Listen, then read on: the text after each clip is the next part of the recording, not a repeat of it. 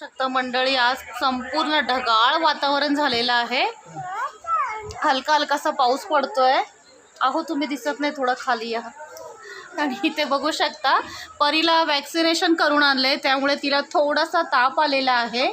तिची थोडी किरकिर चालू झालेली आहे.